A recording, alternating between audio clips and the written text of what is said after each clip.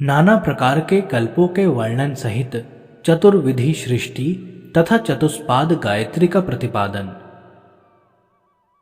सूत जी बोले, ब्रह्मा के द्वारा इस प्रकार के वचनों को सुनकर ब्रह्मा को प्रबोध देने के लिए हंसते हुए शंकर जी उनसे कहने लगे, जब श्वेत कल्प था तब मैं सफेद वस्त्र, सफेद माला पहने हुए, सफेद अस्थि, सफेद रोम वाला, श्वेत और लोहित वर्ण वाला होकर उत्पन्न हुआ था।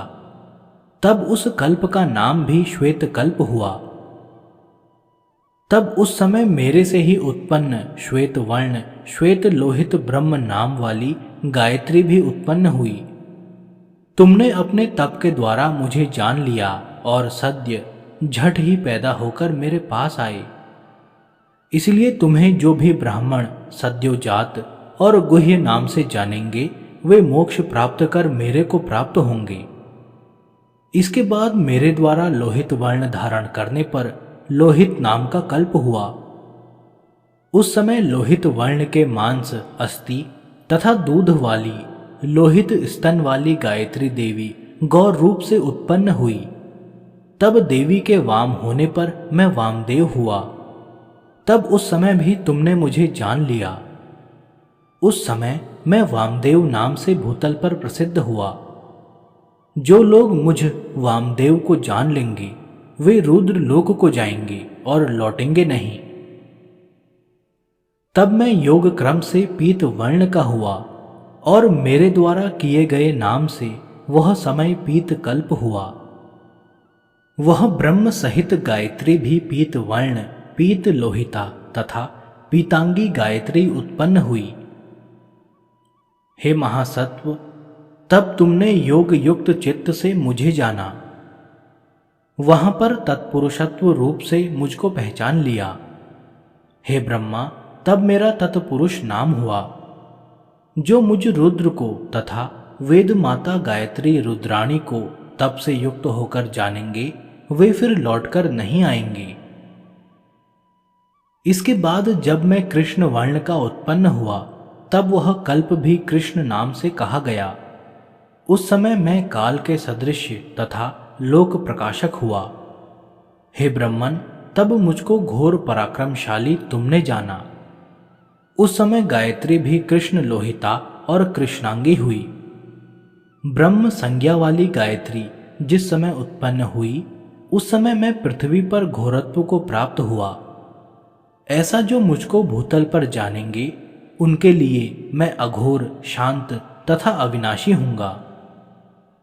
हे ब्रह्मन, जब मेरा विश्व रूप हुआ तब तुमने मुझे परम समाधि से जान लिया। तभी लोक धारणी विश्व रूपा गायत्री उत्पन्न हुई। जो विश्व रूप वाले मुझको भूतल पर जानेंगे उनके लिए मैं शिव और सौम्य हूंगा। इससे यह कल्प विश्व रूप नाम वाला कहा है और विश्व रूपा गायत्री कही है।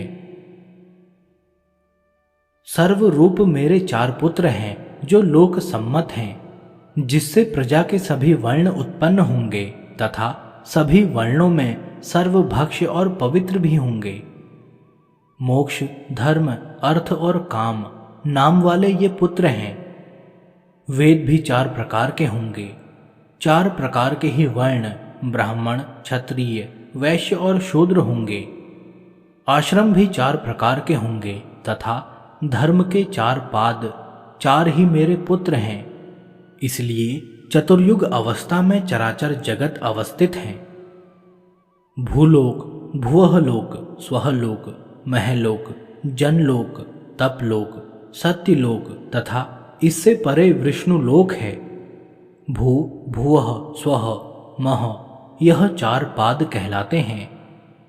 भूलोक प्रथम पाद है, भुवलोक दूसरा, स्वलोक तीसरा तथा महलोक चौथा पाद है। पंचम लोक जन लोक है तथा छठवां तपलोक है।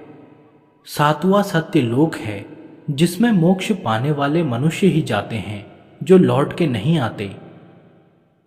विष्णुलोक वह उत्तम स्थान है जिसमें से पुनः जीव को लौटना नहीं पड़ता। स्कंध और भौम भी सभी सिद्धियों वाले स्थान हैं।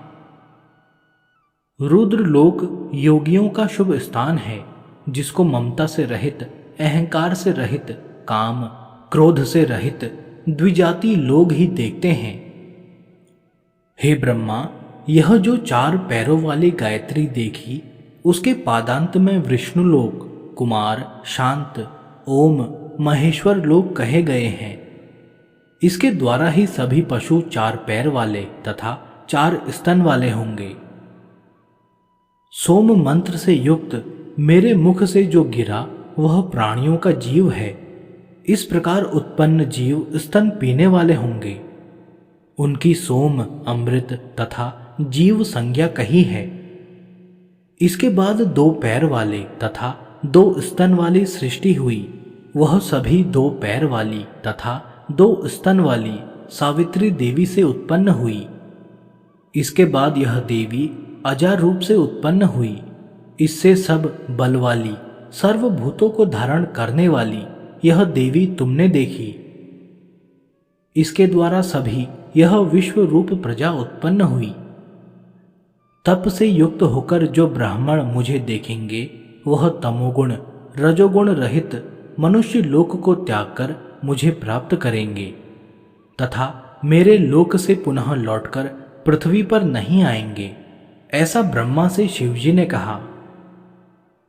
तब प्रणाम करके नम्र होकर ब्रह्मा जी ने कहा कि हे प्रभु, गायत्री से युक्त ऐसे महेश्वर रूप विश्वात्मा आपको तथा गायत्री को जो जानते हैं, उन्हें आप परम स्थान दीजिए। तब भगवान ने कहा, ऐसा ही हो। जो महात्मा शिव के इस विश्व रूप को जानता है, वह ब्रह्मा के वचन से ब्रह्म सायुज्य को प्राप्त करता है।